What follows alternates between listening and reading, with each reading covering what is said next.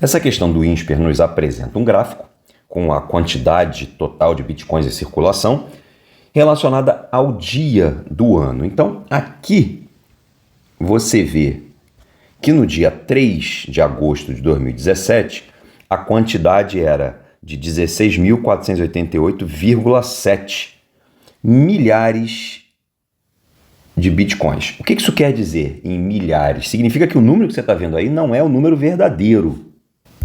O número verdadeiro é esse que você vê multiplicado por 1000, por 10 ao cubo. E você também pode ver que no dia 9, a quantidade total de bitcoins em circulação é 16.500 vezes 1000, vezes 10 ao cubo, porque, como eu já chamei a atenção, os dados aqui estão em milhares. O enunciado também garante que o comportamento dessa quantidade de bitcoins é linear. E a pergunta é qual é a quantidade total no último dia do mês de julho. Ou seja, eu vou ter que andar a partir desse ponto aqui, a partir desse primeiro ponto, eu vou ter que andar 3 dias para trás.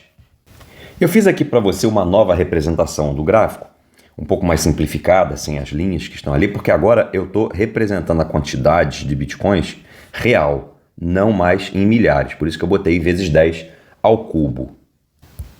O enunciado diz para a gente que T é a taxa diária de crescimento do total de bitcoins. Ou seja, T é o que a quantidade de bitcoins vai crescer por dia. Mas veja, eu estou saindo do dia 3 e indo para o dia 9, então eu estou avançando no tempo 6 dias. Isso quer dizer que o aumento na quantidade real tem que ser de 6 vezes o crescimento diário. Portanto, o crescimento é de 6t.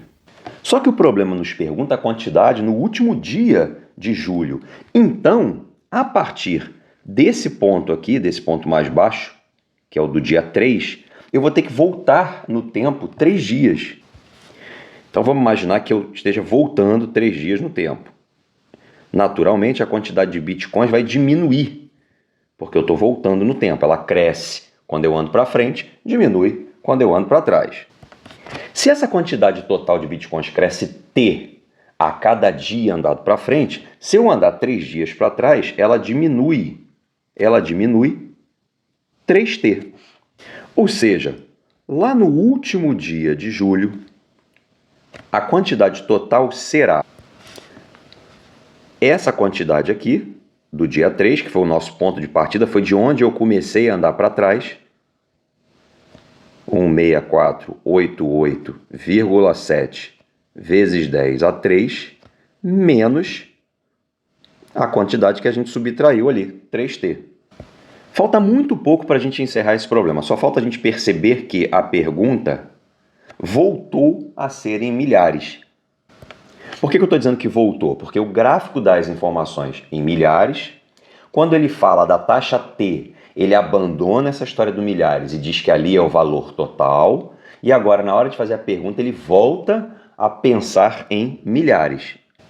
Então, o que eu devo fazer é o seguinte. Se essa quantidade aqui é a quantidade total, mas eu quero isso registrado em milhares, o que eu devo fazer é pegar essa quantidade e dividir por 1000.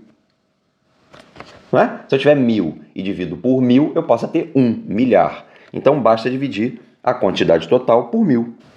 Quando eu fizer isso, o primeiro valor que aparece aí vai ter esse 10 ao cubo cancelado. Então, eu vou voltar a ter 16488,7. Só que eu também vou ter que dividir essa parte aqui por 1000.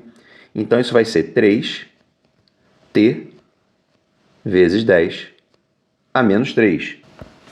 E isso é justamente o que você vê na letra B.